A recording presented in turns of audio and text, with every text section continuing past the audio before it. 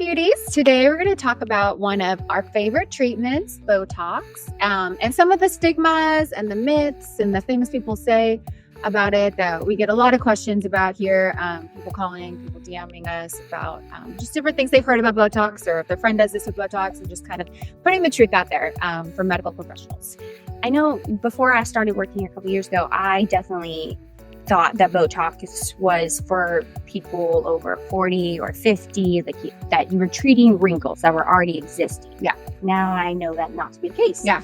Botox, years ago, I used to think it was for old people too, just for treating the wrinkles that are already there, which yes, it does a great job to that. But it's also better for preventing those wrinkles. So there's something called preventative Botox. Some people call it baby Botox, which basically it's putting just some units around the areas that you're prone to getting wrinkles, because preventative treatments are way less costly than corrective treatments. So if those wrinkles are already there and they're deep, you're gonna have to do a lot more units, a lot more treatments, a lot more skincare to get rid of those wrinkles, versus just kind of starting at a younger age. Honestly, it's different. So if you are 25 and you already have deep wrinkles, then start getting Botox now.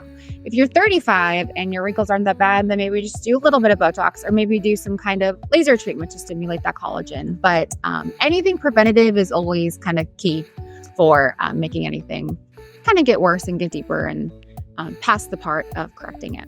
I 100% agree. I know before I ever got Botox, I think I was like 28 when I 29. And I had a little, because I would squint when I would drive. And so I started getting it was a really faint line, luckily still. Yeah. And you did the Botox and then it went away. But now it's permanently gone. Yeah. I mean, not permanently. Yeah. But there's no wrinkle there at all, because that Botox is keeping it from making that line over and over again. Yeah. And so, yeah.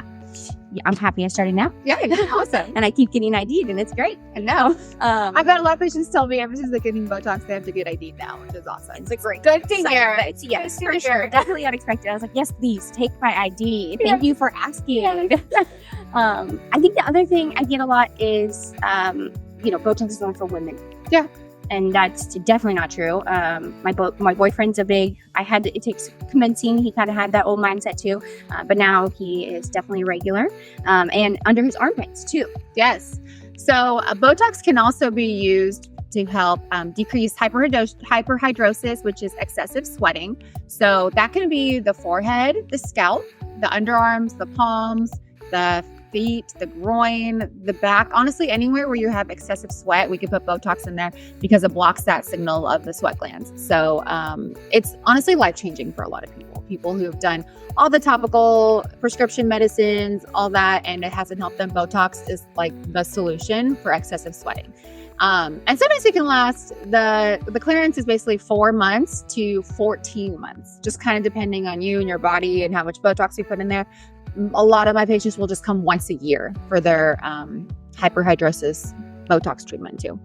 And then, yes, for men, men care about wrinkles too. Yes. So we want our spouses and partners to look great too. Yes. I like the horizontal lines on men. So I typically, unless they want to be no lines, I typically leave some of those lines, but obviously soften them. But definitely men need it here. And then a little eyebrow lift too. I like to do more of a lateral eyebrow lift. I think it looks more manly. And then crow's feet. Yeah, my husband, he needs that all day long. But yeah, we see a lot of men for Botox. I feel like it is getting a lot more common. I feel like they're even talking about it more. And same thing with filler too. Men love it, and men need that confidence, and they want to feel better about themselves as well. So we're all equal in that way. Absolutely. Yeah. And then I think you can do more than just for sweating or, cosmetic regions. Botox can be used for other things too, muscle spasms or. Yeah. So I'm sure a lot of people have heard about migraine Botox, and the theory between migraine Botox is there's basically this whole muscle group is causing so much pressure and tension when it's contracting that you put Botox so it relaxes it, so you don't get the headaches, you don't get the migraines. So some of the Botox we do kind of just treating the wrinkles actually help with that tension, headaches, and the squinting and that. Also, you can do what's called Traptox. So it goes in the trapezius muscle, because a lot of people hold their tension and stress in that large muscle group, which causes, of course, pain here. And also can cause that muscle to kind of be bulky. So if you have pain, shoulder tension, back tension, you can get Botox and that will help relax that muscle. Or if you just have bulky shoulders and you want a more kind of longer, leaner look, you can get trap Botox and that will actually slim down that muscle so your neckline looks more feminine, longer, just kind of more petite.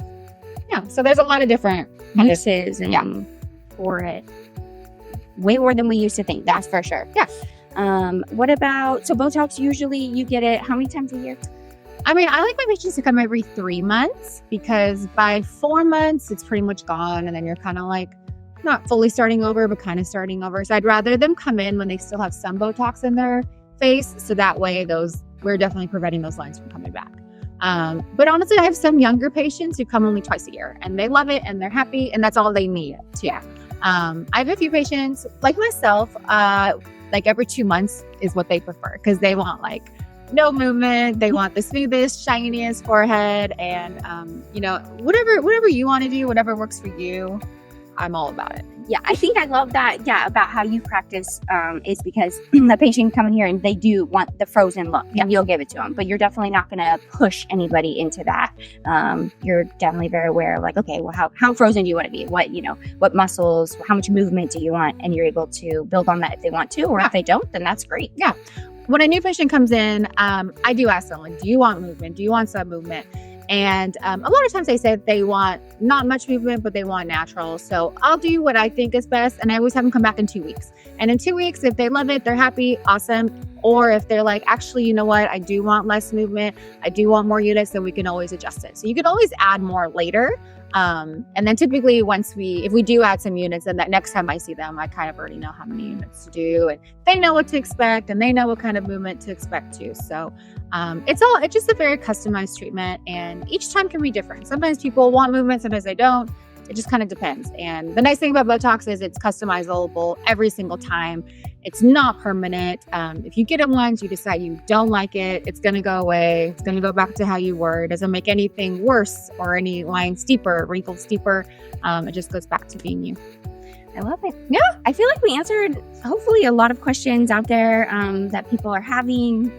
Hopefully knocked out some myths that are out there. Yeah. And you guys should come in and see us for some Botox. Yeah, Botox Day is coming up November 20th. So get ready. And Christmas is 99 days away. Oh my gosh, now already. Okay, that means, come in now.